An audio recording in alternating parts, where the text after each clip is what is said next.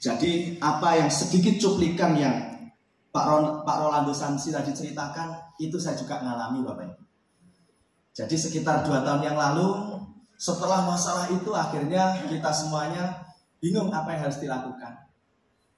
Saya bekerja, pernah Bapak Ibu, saya coba ikut bekerja oleh teman saya dari Nganjuk untuk ngirim bawang merah ya sampai ke Jawa Barat. Dan itu 2 hari saya angkat-angkat dan lain sebagainya, itu hanya mendapatkan uang hanya 200.000 Bapak Ibu. Yang terbiasa dapat jutaan, puluhan juta kok dapat 200.000, prosesnya berat dan itu saya tidak mampu. Akhirnya saya memutuskan untuk hijrah ke Kalimantan sendirian Bapak Ibu. Di situasi itu saya memiliki istri. Istri saya masih kuliah Bapak Ibu. Dan apa beban yang saya rasakan waktu itu adalah harga diri Bapak Ibu. Jika saya sebagai seorang suami tidak bisa membahagiakan istri, ya diketahui oleh orang tuanya, bagaimana dengan saya?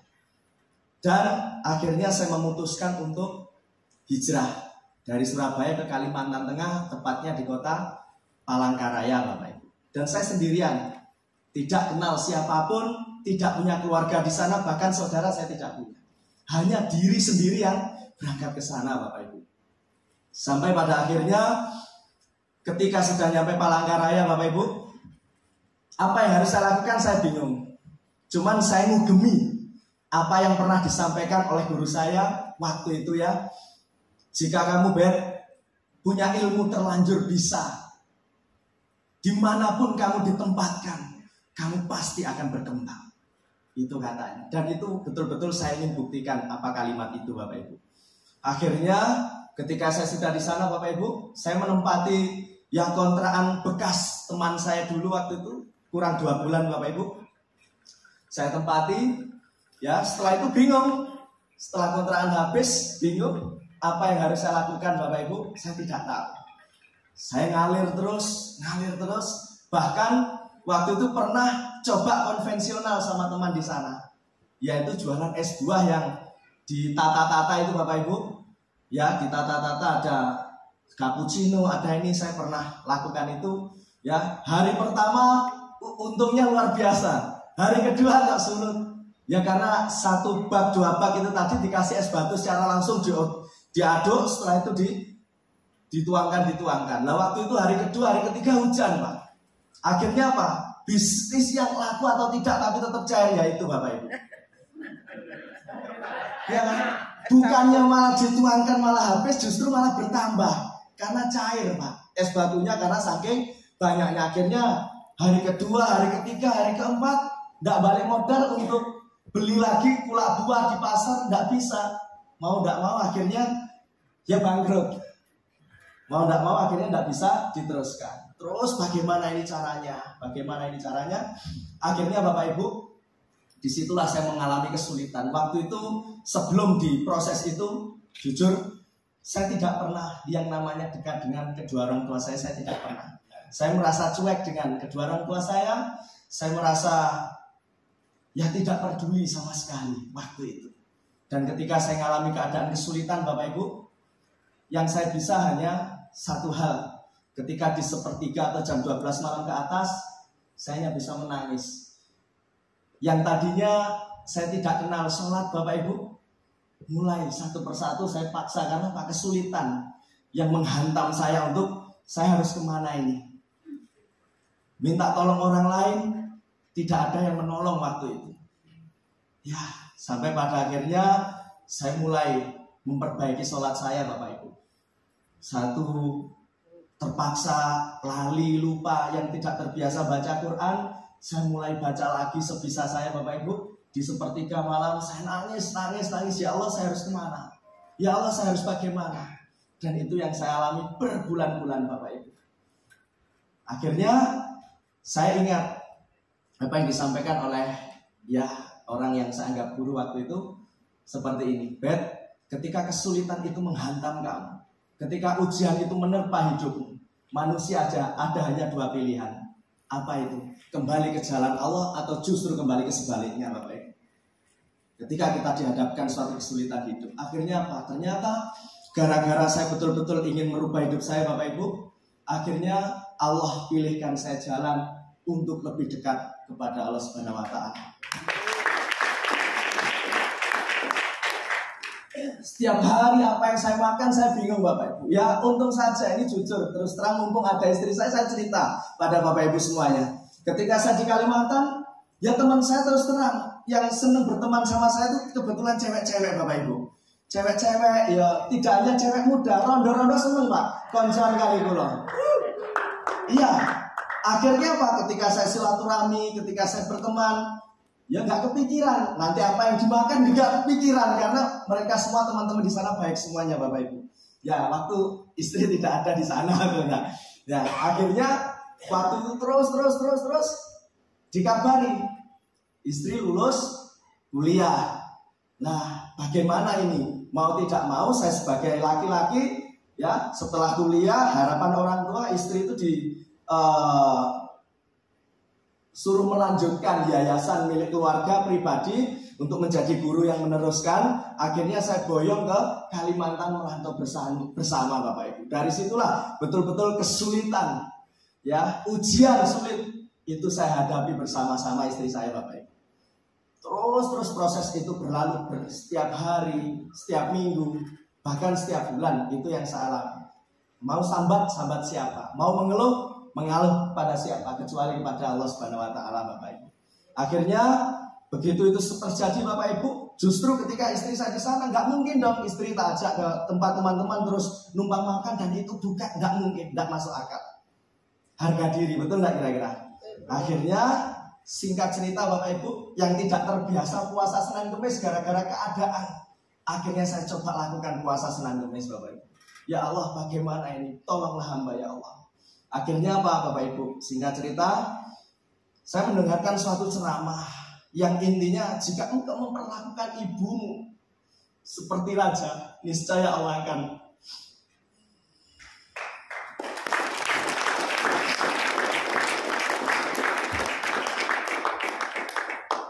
jika engkau memperlakukan ibumu seperti raja, niscaya Allah akan jadikan rezekimu seperti rezeki raja Bapak Ibu. Akhirnya dari situ saya betul-betul menekan ego saya Bapak Ibu. Waktu itu saya dikabari bapak saya sakit. Bapak saya sakit. Apa yang harus saya lakukan? Saya hanya punya mobil sisa dulu perjuangan tinggal satu. Ya mau nggak mau mobil itu harus saya jual untuk berobat untuk berobat bapak saya itu tadi Bapak Ibu. Saya berjuang sendirian sama istri di sana Bapak Ibu. Akhirnya saya mulai bangun komunikasi sama ibu saya. Saya bangun komunikasi. Ya, jadi saya tidak menceritakan kesulitan apa yang saya alami di sana. Saya tidak akan ceritakan.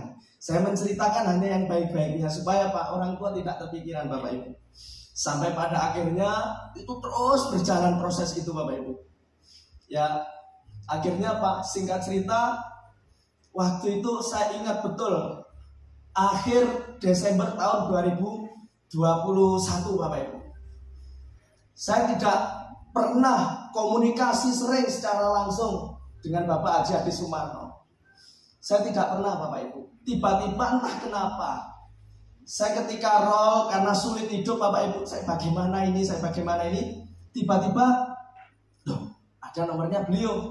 Saya coba telepon. Begitu telepon, Pak gimana kabarnya ya, basa-basi ngobrol. Akhirnya saya tanya Bapak posisinya di mana atau sedang di mana? Oh saya sedang di Banjarmasin, perjalanan mau ke Sampit waktu itu. Nah berarti kalau dari Banjarmasin Kalimantan Selatan menuju ke Sampit mau tidak mau pasti lewat Palangkaraya. Nah dari situlah akhirnya Bapak Ibu, Pak ya jika tidak keberatan Bapak mohon mampir di tempat saya tinggal di Palangkaraya. Saya Sherlock, ternyata benar Bapak Ibu. Saya tunggu maghrib beliau datang bersama keluarga dari Sampit Bapak Ibu. Akhirnya waktu itu ketika beliau mampir melihat kondisi saya Bapak Ibu, melihat di rumah seperti apa, beliau melihat betul. Akhirnya ya sudah, jika itu saya mendapatkan angin segar ketika ngobrol panjang lebar sampai tengah malam Bapak Ibu. Dikasih solusi, Bet, ini aja kamu geser aja ke Sampit ya, nanti entah ada pekerjaan atau usaha apa di sana yang lebih baik ya, mungkin bisa membantu lebih baik daripada sekarang. Akhirnya saya nurut Bapak Ibu. Karena tidak ada yang bisa mengarahkan saya waktu itu. Karena tidak ada yang bisa memberikan solusi pada saya waktu itu, Bapak Ibu. Akhirnya saya ikuti arahan beliau. Di saat di sana, Bapak Ibu, saya memutuskan ya apa yang bisa saya lakukan untuk pindah. Mau nggak mau, barang-barang yang mungkin bisa saya jual, akhirnya saya jual, Bapak Ibu, untuk pindah dari Palangkaraya ke Kota Waringin Timur Sampit. Dari situlah saya dikenalkan oleh orang yang luar biasa, Bapak Ibu. Beliau orang baik, ya. Beliau hari ini saya anggap sebagai bapak angkat saya sendiri. Banyak sekali menolong saya, Bapak Ibu. Ya, beri tepuk tangan untuk Pak Anton Musa, Bapak Ibu. Saat itulah akhirnya saya punya peluang bagaimana caranya untuk berjualan pupuk. Ya, mau tidak mau saya jualan pupuk, Bapak Ibu. Ya, keliling kebun dan lain sebagainya, itu saya lakukan. Nah, di saat itu istri saya hamil, Pak. Karena saya jarang di rumah, ya kan, saya mencari nafkah bagaimana supaya apa yang besok bisa dimakan itu bisa. Saya keluar rumah, saya berjuang. Ternyata gara-gara saya jarang di rumah, istri saya kepikiran, ya itu terjadi. Istri saya keguguran, Bapak Ibu. Waktu itu usia kandungan 3 bulan, saya bawa ke bidan, anak saya keguguran, jatuh, udah kecil gini bentuk orang, Bapak Ibu. Kecil. Akhirnya malam jam 12 saya mandikan, ya saya kafani. Setelah itu saya makamkan di sana, Bapak Ibu. Terima kasih. Saya makamkan di sana. Dari situlah akhirnya istri terpukul kan, ya kehilangan, merasa kehilangan. Padahal yang kita nanti selama 4 tahun saya berumah tangga. Akhirnya ya sudah, memang takdirnya Allah seperti ini ya, tidak apa-apa. Hari ini anak yang harusnya itu menjadi yang ditunggu-tunggu, Allah ambil kembali, Bapak Ibu. Ya, insya Allah mudah-mudahan kelak di akhirat dia menjemput saya di surganya Allah, Bapak Ibu. Terus saya lakukan, saya sampai berjuang sampai pada akhirnya 1 tahun berlalu, Bapak Ibu. Akhirnya beliau memberikan sebuah angin segar.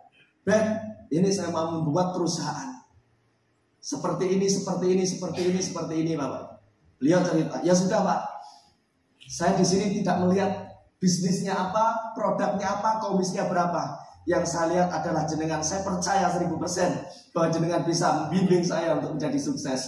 Apapun yang beliau arahkan, saya ikuti, Bapak Ibu. Terus pokoknya manut mesti ketut, Bapak Ibu. Nurut pasti sugih. Akhirnya apa, Bapak Ibu? Di saat itulah akhirnya ada suatu kendala kecil di lapangan ketika proses untuk perusahaan yang hari ini mau kita kembangkan itu dulu dilaunchingkan. Pada saat itu, Bapak Ibu, saya dikabari baik seperti ini. Akhirnya ini tidak perlu saya ceritakan secara panjang lebar karena sangat panjang sekali ceritanya, Bapak Ibu. Intinya, ya di saat itulah akhirnya beliau memberikan kabar untuk 25 penggeraknya di seluruh Indonesia. Ini yang terjadi seperti ini. Anda bersedia atau tidak membantu ya saya dan Pak Haji untuk istiqomah memperjuangkan DSN dengan cara apa? Yaitu puasa 40 hari, Bapak Ibu. Dari situlah saya siap, Pak. Karena saya terbiasa susah, Bapak Ibu ya. 1-2 tahun akhir-akhir itu saya terbiasa susah, makan sulit. Nek terima poso, Pak, gampang bagi saya bisa, itu malah enak. Betul gak kira-kira? Menahan lapar tapi mendapatkan pahala Allah. Betul atau tidak, Bapak Ibu? Akhirnya Pak, puasa 1 hari, 2 hari, 3 hari kuat. Sampai alhamdulillah 40 hari saya ditelepon DSN siap launching. Dari situlah, Bapak Ibu, saya memutuskan untuk memperjuangkan bisnis ini, Bapak Ibu. Dan ketika saya memutuskan untuk memperjuangkan bisnis ini, apakah semudah yang Bapak Ibu bayangkan? Tidak. Apakah seperti Bapak Ibu sekarang? Tidak, Bapak Ibu. Saya memulai bisnis ini, Bapak Ibu, jangankan mobil, jangankan sepeda motor, sepeda ontel saya nggak punya, Bapak Ibu. Saya balik ke Jawa, nggak ada apapun, saya hanya ada tubuh satu badan sama keyakinan bahwa saya pasti sukses. Akhirnya Pak, proses demi proses, saya alami hinaan demi hinaan, saya alami Bapak Ibu, cacian demi cacian, saya rasakan Bapak Ibu. Saat itulah saya mencoba untuk pinjam motor ya kepada satu rumah Bapak Ibu, saudaranya istri. Saya pinjam, baru kita pakai full up, sudah ditelepon suruh pulang, ya sudah, karena namanya pinjam mau nggak mau juga harus ngikuti apa kata yang punya, betul enggak? Saya pinjam lagi, baru ngobrol, baru full up, belum maksimal, saya disuruh pulang karena mau dipakai. Nah setelah itu saya pinjam lagi Bapak Ibu, sudah berkali-kali. Ya, pada saat itu di WA yang menjadikan saya sakit hati Bapak Ibu.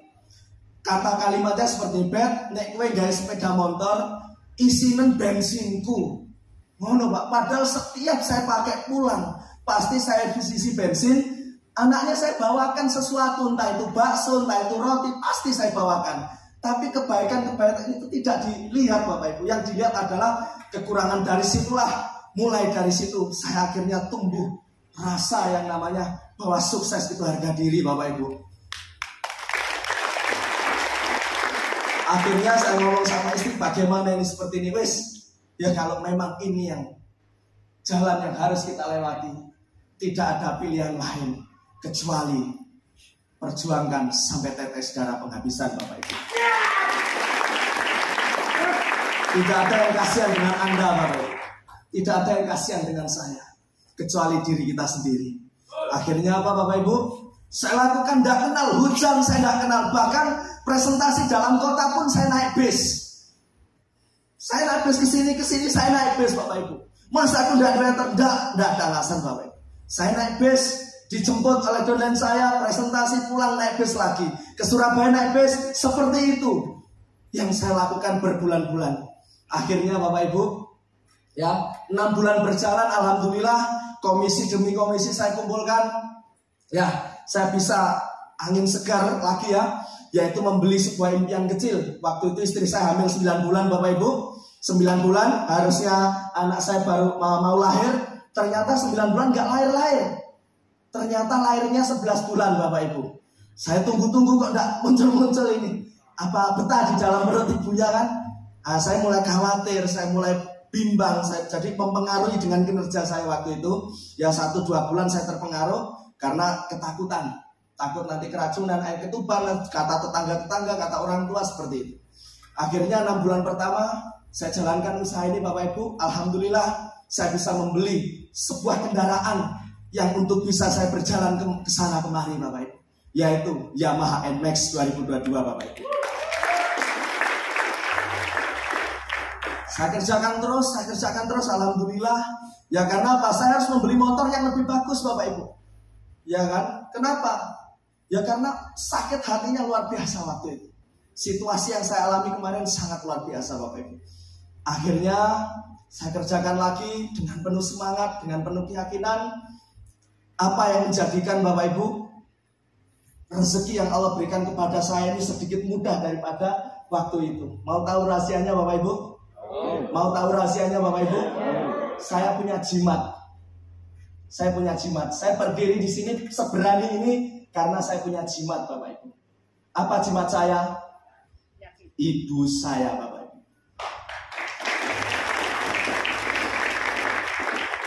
Setiap minggu atau setiap bulan pasti saya sempatkan waktu untuk pulang di rumah. Saya bersujud di depan pintu, Bu, minta tolong langkai saya 3 kali. Setiap pulang saya pasti lakukan sampai detik ini Bapak Ibu.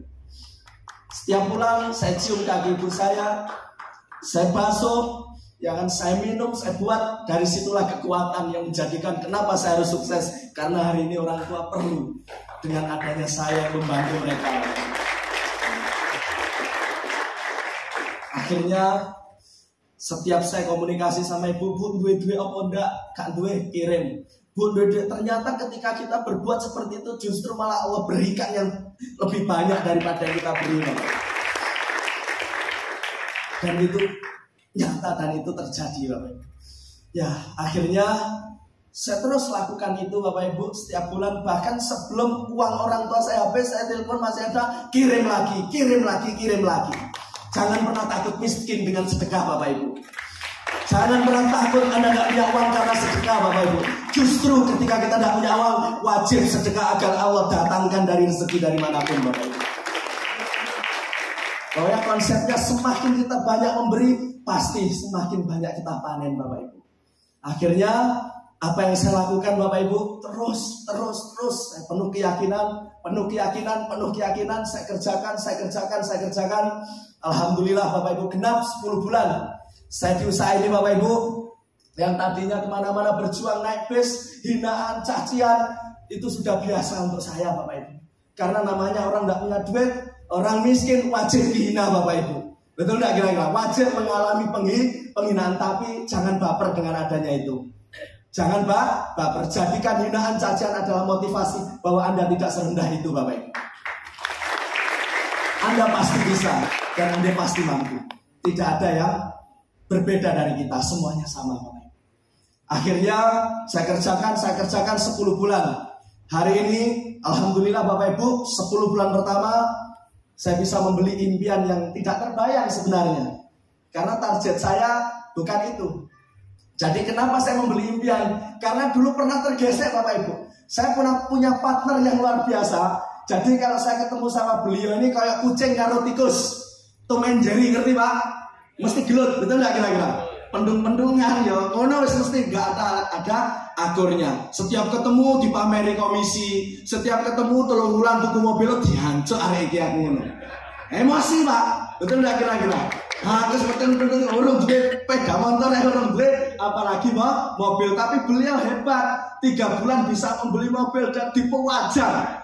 Lek tekan yang presentasi ini musiknya dibayar terno. Aku dalam hati dihancur arek iki. Betul nggak kira-kira? Saya minta nono ya. Lihat saja nanti. Itu menjadikan motivasi bahwa apa Bapak Ibu perlu adanya seperti itu. Agar apa? Kita sama-sama bertumbuh Bapak Ibu. Ambil positifnya, betul enggak? Akhirnya ketika itu kelingan masuk gengai, pokoknya kelingan terus aku. Dipameri komisi, lek gak ngono dipameri sing jenenge M-banking, Pak. Jadi M-bankingnya iki tidak ada wong tanya, tidak ada orang tanya, tidak ada orang pengen ngerti lho, moro-moro dibuka delon-delon.